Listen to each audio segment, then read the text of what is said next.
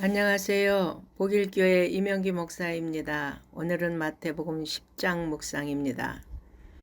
본장은 예수께서 12사도를 불러 사도로 임명하시고 이스라엘 전국 각지로 순회 전도를 떠나도록 파송하시면서 주신 교훈의 말씀을 기록하고 있습니다.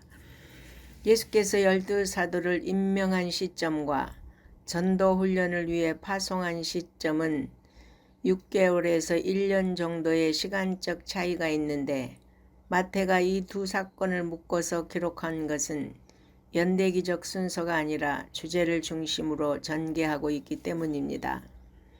앞장에서 예수님은 추수할 것은 많되 일꾼은 적다고 하시며 추수할 일꾼이 더욱 필요함을 말씀하셨습니다. 이러한 배경 속에서 주님은 12명의 사도를 임명하시고 그들에게 더러운 귀신을 쫓아내며 모든 병과 약한 것을 고치는 권능을 주셔서 전도자로 파송하셨습니다.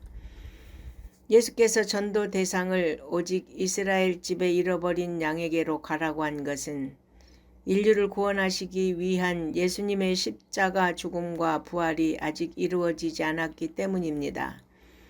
하나님의 인류 구원의 계획은 천국 복음이 먼저 이스라엘에 전파된 후 이방인에게로 확산되도록 하는 것이었습니다.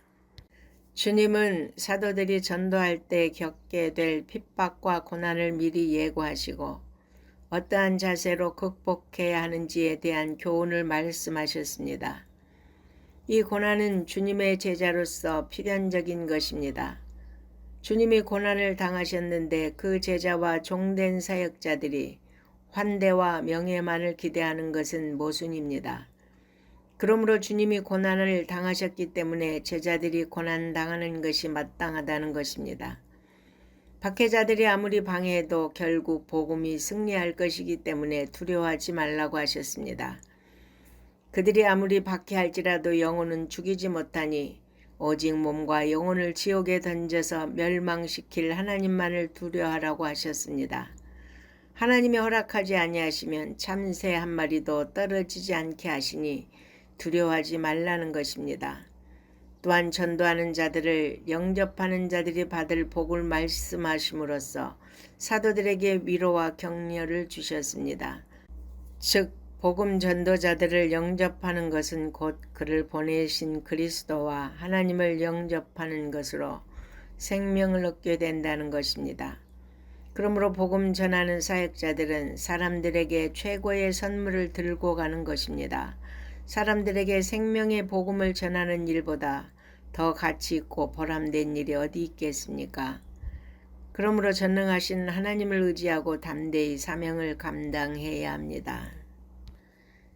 예수님은 공생의 3년 동안 천국 복음을 전하시고 십자가에서 죽으심으로 인류 구원의 사명을 모두 완수하셨습니다. 그러나 주님이 완수하신 사역이 전 인류에게 미치도록 하기 위하여 사도들에게 권위를 위임하셨습니다. 그런데 복음 전도자가 그 권위를 자신의 사리사욕을 채우기 위해 사용해서는 안 된다는 것을 말씀하셨습니다. 너희가 거저 받았으니 거저 주어라고 하시므로 자신의 이익을 위해 남용하지 않도록 경계하셨습니다. 주님이 주신 능력을 자기 이익을 목적으로 악용하는 자들은 주께서 대적자와 반역자로 정죄하시고 그 직분과 은사를 거두시고 심판하실 것입니다. 또한 복음 전도자의 권위가 그리스도로부터 위임되었다는 것은 복음 전도자가 사역에 있어서 당당해야 함을 가르쳐 줍니다. 스펄전은 하나님의 복음을 전하라고 부르시면 비굴하게 굴지 말고 왕이 되어라 라고 했습니다. 따라서 복음 전도자들은 인간의 눈치를 보거나 환경에 위축되어 두려워하지 말고 하나님을 의지하고 언제나 당당한 자세로 자신에게 맡겨진 주님의 사명을 감당해 나가야 할 것입니다.